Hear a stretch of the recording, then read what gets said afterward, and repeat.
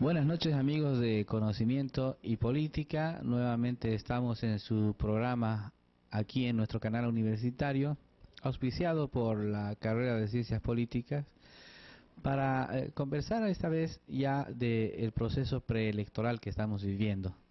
Ya se han anunciado varias candidaturas y creemos que es importante en nuestro programa tener ya invitados que son los actores políticos, los involucrados, los que hoy día están participando en nuestro proceso electoral.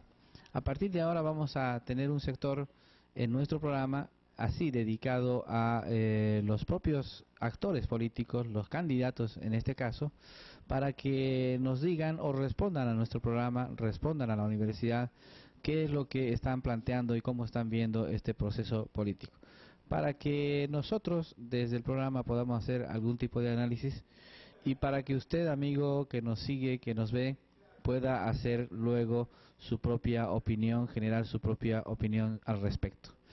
Ahora en esta primera parte hemos tenido en visita aquí a la universidad a uno de los candidatos. Él es el jefe de Unidad Nacional, el licenciado Doria Medina, a quien hemos podido entrevistar y le hemos querido hacer algunas preguntas iniciales para este proceso de campaña. Hemos querido saber cuál es su impresión que tiene él sobre el gobierno actual, por qué se considera un candidato de oposición. Hemos querido saber cuál es una de sus fortalezas, cuál es su opinión sobre la economía hoy en Bolivia y cuál debería ser la que deberíamos seguir. Y también hemos querido preguntarle en este momento que estamos viviendo crítico de composición o recomposición de las fuerzas contra el oficialismo, ¿cuál es su opinión sobre tener un frente único o si él considera que deben haber varios frentes frente al oficialismo, la candidatura del presidente Evo Morales? Veamos lo que nos dijo el licenciado Doria Medina en su entrevista. Estamos aquí con uno de los candidatos que está terciando en este año para las presidenciales, el fundador de Unidad Nacional, su candidato, el licenciado Doria Medina. Queremos agradecerle primero por estar en nuestro programa y hacerle unas cuantas preguntas. Bueno, muy buenas noches, un gusto estar en el canal universitario y a su disposición para las preguntas. La primera pregunta inevitable es, siendo un candidato para presidente, considerado candidato de la oposición, por lo tanto opositor al candidato oficialista Evo Morales, que quisiéramos saber cuál es la principal razón por la que considera Unidad Nacional y su candidatura no debe ser nuevamente Evo Morales presidente. Bueno, si consideramos que en los últimos 3 años el país ha recibido miles de millones de dólares que nunca ha recibido, pero como el actual gobierno no tiene un programa económico, no tiene un norte económico, también en los últimos 3 años es la etapa de nuestra historia donde más ciudadanos y ciudadanas bolivianas han salido del país porque no hay trabajo, porque no hay oportunidades económicas. Entonces, justamente si queremos darle un rumbo al país, si queremos lograr que el proceso de cambio que quiere el país vaya en beneficio de la población, se necesita un programa económico, se necesita darle un rumbo al desarrollo del país, porque de lo contrario vamos a seguir en la misma situación donde aumenta la pobreza en nuestro país. Hemos tenido algún crecimiento en la economía, pero hay más pobres en el año 2009 que los que había en el año 2006 por la falta de un programa económico. Hablando del tema económico, básicamente se ha posesionado en el debate político a nivel nacional una posición que ha sido crítica tradicionalmente de la visión neoliberal, como la llaman, de la economía, de libre mercado, de, en fin, el periodo de las capitalizaciones, y por otro lado una posición que se llama populista de la economía, con una serie de bonos, criticada por muchos economistas por el hecho de que se estuviera, en vez de invirtiendo en la economía, gastando en la economía, haciendo un gasto de los dineros públicos que hoy por hoy están ingresando al Estado. ¿Usted dónde o cómo se inscribe en medio de este debate político de la economía? Bueno, no hay duda que el neoliberalismo ha fracasado en el mundo. Es interesante el premio Nobel de Economía Paul Krugman, en un artículo en el New York Times en el último fin de semana, mencionaba un comentario que hizo Roosevelt hace muchos años cuando había la crisis económica de los años 30 y señalaba de que ya se sabía que el individualismo, que el egoísmo era malo desde el punto de vista moral, pero que en estas crisis económicas se demuestra que también es malo para la economía el individualismo, el egoísmo. Por lo tanto, pensar que vamos a tener un manejo de la economía donde el centro de la actividad sea el individuo, ya es cosa del pasado, cosa que no está vigente. Lo importante es no ir al otro extremo, no caer en el estatismo, no caer en un sistema que anula todos los incentivos para poder invertir, para poder generar más actividad económica. Entonces, desde ese punto de vista, yo no soy dogmático, no creo que el mercado lo soluciona todo, tampoco creo que el Estado resuelve todos los problemas y hay que ser, habrá que ser lo suficientemente imaginativo para utilizar los instrumentos de la política económica de acuerdo a las circunstancias que existan.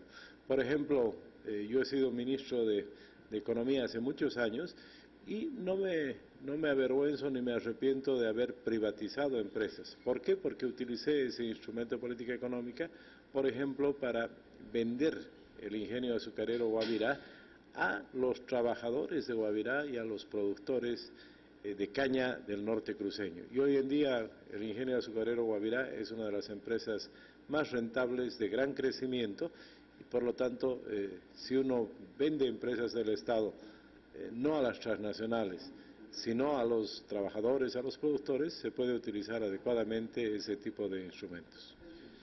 ¿Usted es de los que considera entonces que el gobierno, el oficialismo, el MAS está yendo a ese estatismo duro, rígido y que además, porque el discurso del gobierno en realidad en el campo económico también es una idea de una visión mixta, de un Estado fuerte que ayuda, digamos, a los sectores más empobrecidos, pero por otro lado también una industria nacional? ¿Usted de qué manera se diferencia de este discurso y cómo lo ve el discurso político en lo económico del gobierno? A ver, yo creo que es importante ver una cosa es el discurso y otra es la realidad. Este gobierno nos dijo que iba a nacionalizar los hidrocarburos y en realidad ha comprado a precios exorbitantes las acciones de las empresas que estaban en manos de las transnacionales. Segundo, nos dijo que iba a industrializar el gas, no ha avanzado ni un solo milímetro en esa materia y por el contrario ahora importamos el doble de carburantes de lo que se hacía hace 4 años. Entonces, desde ese punto de vista, no es un problema de visión la que tenemos en el gobierno, sino que lo que propuso no ha cumplido y no tiene un norte económico. Lo que se tiene que hacer es apoyar a los sectores que generan empleo. Esos sectores son la agricultura, la industria, el comercio. Por eso es que nosotros tenemos un programa para apoyar la producción de alimentos orgánicos que tienen un gran mercado a nivel internacional y que pueden lograr ese cambio en nuestra economía de generar oportunidades económicas y generar trabajo para la población.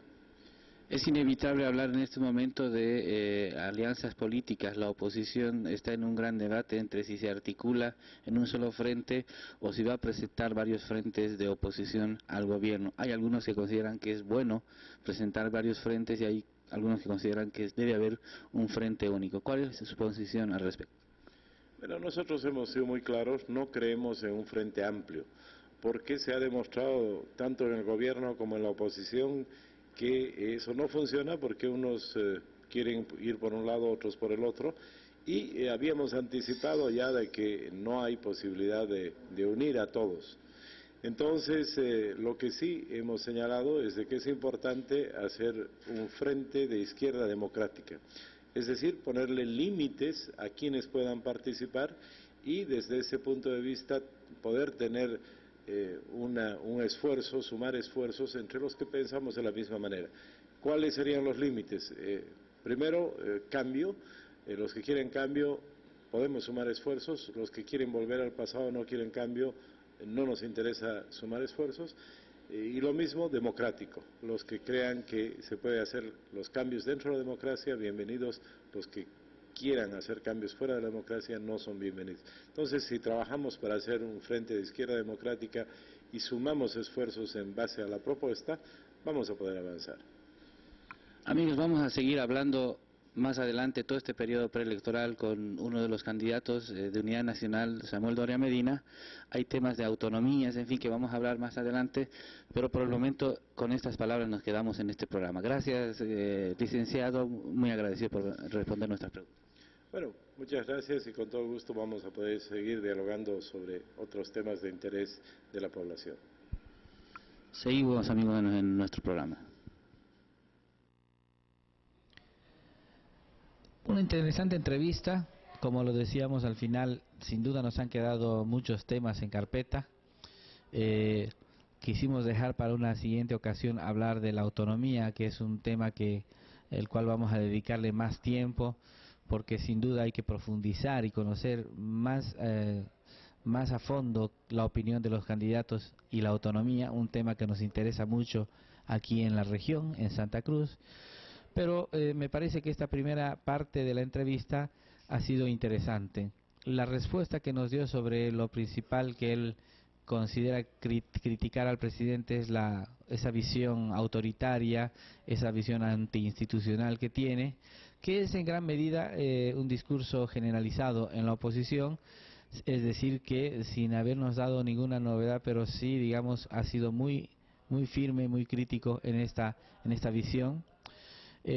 Cuando nos habló sobre los temas económicos, creemos que ha entrado en materia, ha entrado en su campo. Habernos dicho, por ejemplo, que aunque debió haber una mejora del gas, aunque la nacionalización del gas debió darnos gas más barato a los bolivianos, aunque la nacionalización, como él dijo, entre comillas, del gas debió habernos dado gas a todos los bolivianos.